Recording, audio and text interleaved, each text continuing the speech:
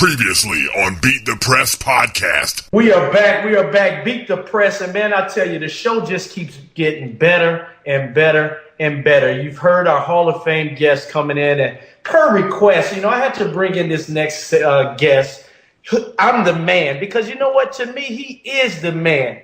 He was a guy who came in to LSU's history, fills some big shoes. He's become a great friend of mine, and I'm honored to have him on my show today, Beat the Press. I welcome you guys, Coach Les Miles of the LSU Tigers. Welcome, Coach. How you doing today?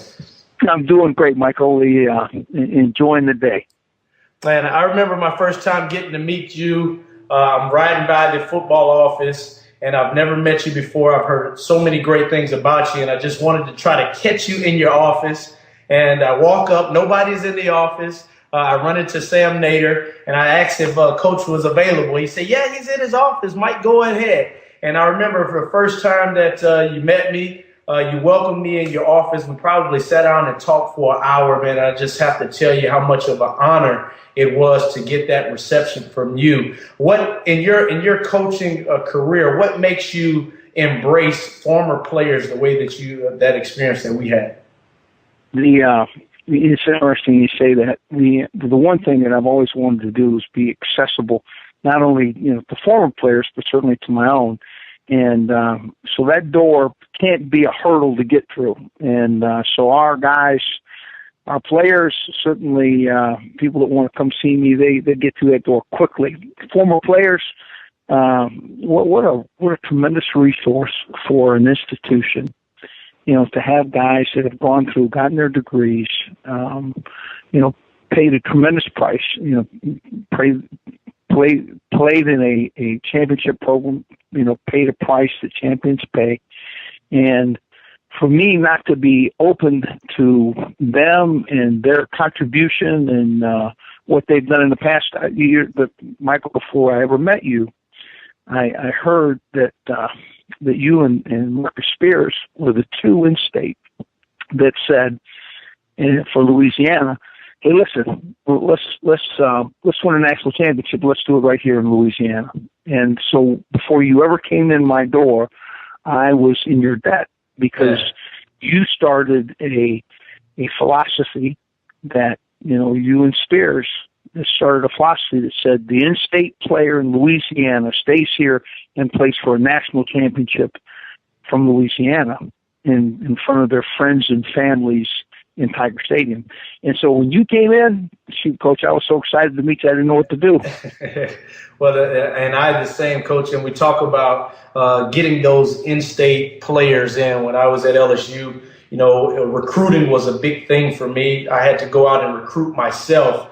I know that, in 2014, you coming off, you having the best recruiting class of your career. How does that feel to, in having the best recruiting class, still let some of the key guys in Louisiana get away? And what does that mean to the university?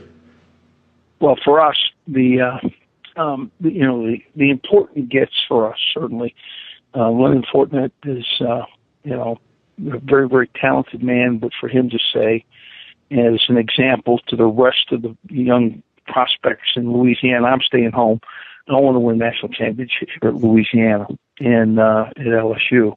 And for Malachi Dupree, two guys that were ranked maybe the best player in high school that year coming out, and one ranked the best wide receiver in what was high school football. And so those guys, when they come and make a decision, it certainly is an impactful one and for the class, and it's also one where, the state of Louisiana embraces those guys. Those are guys that are going to be able to, come back here after graduation and plug into people and have an opportunity to do things that, other people aren't going to have an opportunity to do. And so it's always a very positive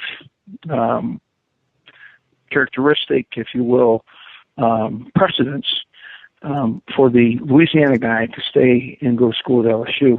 Now,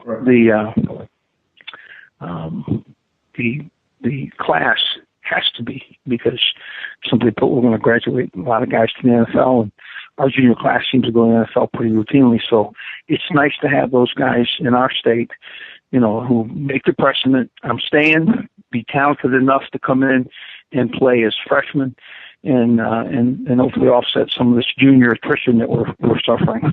Right, and you talk about suffering. We had the pleasure of having Jarvis Landry on the show a few weeks ago. I got a chance to go out to Pensacola and serve as his mentor, life coach, and got a chance to go over some drills. And I was just so impressed with that young man's character. He was a guy that played special teams. I was a guy who played special teams, and it just did a lot for my career in terms of losing early guys, Jarvis Landry, Odell Beckham. What does that do to the program, and how do you make up for that in terms of what you're recruiting? Let me say about Jarvis Landry. Jarvis Landry is the example of a college player that you just want to coach. You remember when you first started daydreaming about athletics, and you go out in the backyard, or right. You go in the driveway and you start shooting baskets, and you were playing. You were Kobe Bryant, or you were whoever you were, but you were daydreaming about athletics, and you were going to be a great player, and you made your first move under a basket on air, and you said, "Man, I got it, and this is the day, and I'm going to be this, and I'm going to be that," and you just daydreamed constantly about his play and his want to play. That guy was Jarvis Landry. Jarvis Landry came to practice like he was 10 years old every day. And if he was preparing to be a great player on Saturday and a great player on Sunday, and he never lost that enthusiasm, if you will, for practice and improving his skills. And everybody talks about those one-handed catches. Those are things that we saw in practice every day. And so Jarvis Landry was one of my all-time favorite. Odell Beckham is, again, another very quality in-state guy that frankly, will be an NFL player for a long time. He's not only got great speed and skills, ball skills, wonderful leader, but he's a spectacular special teams player. So those two guys exit, and this young class, they get a step to the field, because both of those two guys were juniors. We'll put 5 other juniors in the NFL draft, and this recruiting class that you mentioned and talked about, they're going to have to come in ready to play.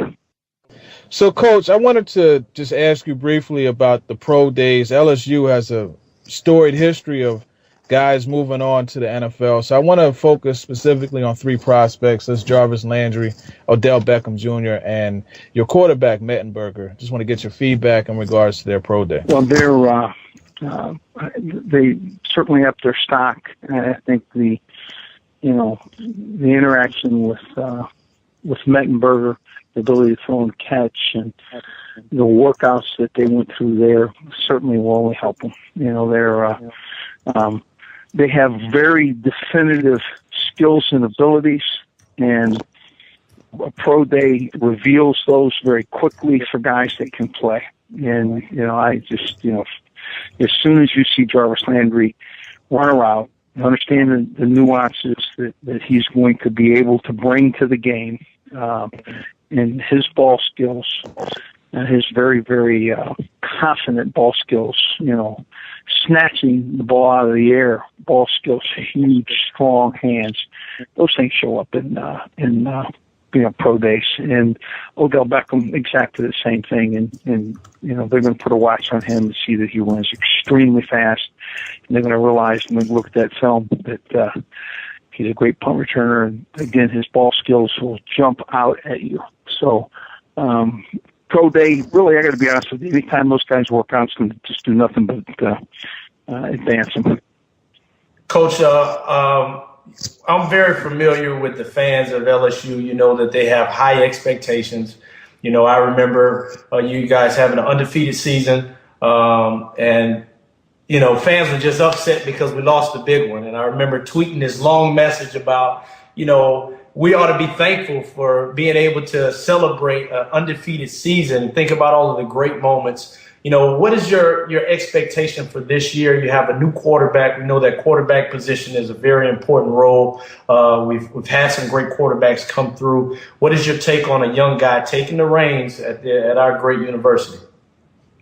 Well, it's Anthony Jennings and Brandon Harris will be those two lads, and they'll be competing really neck and neck, it appears to me. Hayden Reddick would be in that group as well, and I think both guys have all the ability to donate, and what they're going to have to do is just play the position and do the things that we ask him to do. And as long as he, understands that he can't win the game by himself, and he certainly can, make mistakes and give us issues at that spot. That spot's a key spot for managing the game. But all he's got to do is the things we ask him to do. If he does those, either one of those two men will have enough team to win a lot of games. And I have to be honest with you, our expectations are as high as anybody that would come into Tiger Stadium and watch us play. We want to win every game. And so, yeah, there's a real, I think there's a team here that's hungry. I think there's, a real team identity, and I think they're all looking forward to taking the field in the new and improved Tiger Stadium. I've talked to the guys in the past that you've coached, and I always knew that we had what it takes in a head coach, because I would hear how they felt about you. And you do great things, Coach. Before I let you go, I want you to give a chance to talk about, I read where you had the students at LSU have their opportunity to come to the games. I got to tell you, I love your dancing video on social media. You're a guy with a lot of charisma. Just talk about what that brings to college football, your involvement and the way that you involve yourself with the media, how impactful that is on your players and your fans in the university. Well, I don't really know the impact. I think that there's an honesty with who you are, and I think that you have to be that. I don't think there's any advantage to, masking a response or I think you have to, show certainly, hopefully, wisdom in some of your responses. But I think there's an honesty with who the guy is that's coaching, and I think I've been very fortunate to be the head coach at LSU. The people that I've met there, both the students and the teachers, professors, etc., are just tremendous people, and they really welcome our players. And I think it's a job that you must do with them in mind. But I've always enjoyed a smile, and I've always had humor, whether anybody believes it or not. And I love my players. So for me not to be who I am there would be a mistake. Well, your players love you, man. Your former players love you too, Coach. I got a lot of love and respect for you. I've heard so many great things, man, and it's been an honor to see you from a distance. A great coach in Stan Hickson, my wide receiver coach, taught me GATA. It was something that I lived by. Get after their ass. And every time I stepped into Tiger Stadium, baby, that's just what I did. So I passed that on to you. Get after him, Coach, this year. I wish you the best. Thank you so much for joining us on Beat the Press. It's always a pleasure to have you. Michael, always a pleasure. Call me anytime. Hey, what's up? This is NFL wide receiver, author of Chasing My Rookie Year, not to mention a Super Bowl 46 world champion, Michael Clayton. And this is Turron Davenport, almost a wide receiver for the Saskatchewan Rough Riders of the Canadian Football League. How's that, Michael? I think it's pretty good, man. At least you made the most out of your opportunities. You became a very, very good writer, and that's impressive. But look, what's even more impressive is our podcast, Beat the Press. This podcast you can find every week on Pro Football Central Network. Make sure you also subscribe to us on iTunes, Beat the Press Podcast. Follow me on Twitter at mclayton83nyg. And follow me on Twitter at tdavenport_BSN. Let's go! Beat the Press, we the best.